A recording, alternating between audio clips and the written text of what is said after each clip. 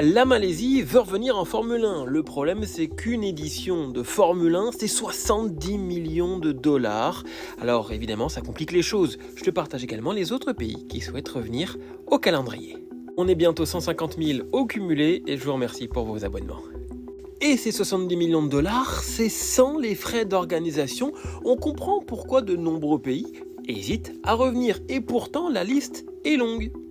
Et tous ces pays ici, la Malaisie, la Corée, l'Argentine, l'Afrique du Sud, le Portugal et la Turquie, ont indiqué qu'ils souhaitaient revenir au calendrier et qu'ils avaient, d'une certaine manière, les financements. Clairement, il y a une liste d'attente, mais la Formule 1 veut voir revenir un pays européen, l'Allemagne.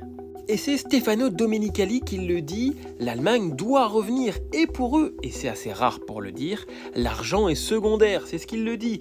La première chose est de savoir à qui parler. Nous sommes prêts à entamer des discussions, l'Allemagne c'est l'Allemagne et fait partie intégrante de la Formule 1. En gros, si on lit entre les lignes, la Formule 1 veut aller en Allemagne, mais l'Allemagne ne semble pas si impatiente de revenir sur le calendrier, logique quand on connaît les coûts de l'organisation d'une course.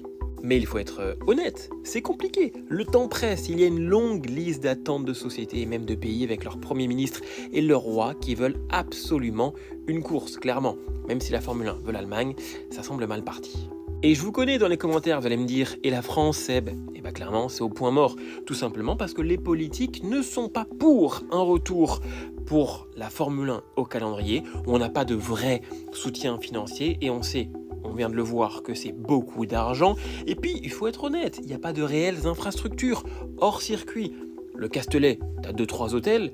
Manicourt, c'est exactement pareil. T'as éventuellement Le Mans, mais pareil, on revient toujours sur ces mêmes problématiques. Clairement, la France n'a pas les conditions matérielles pour revenir avec la Formule 1, avec les standards 2025, parce qu'il faut qu'on vienne vivre une expérience et pas seulement voir des voitures tourner les unes à côté des autres. Pour la majorité, parce qu'évidemment qu'on connaît des contrats dans certains pays où clairement il n'y a pas de spectateurs, les tribunes sont à moitié vides, mais l'argent est prédominant. Là ici malheureusement on n'a pas beaucoup d'argent et en plus à côté il n'y a pas d'infrastructure, c'est compliqué.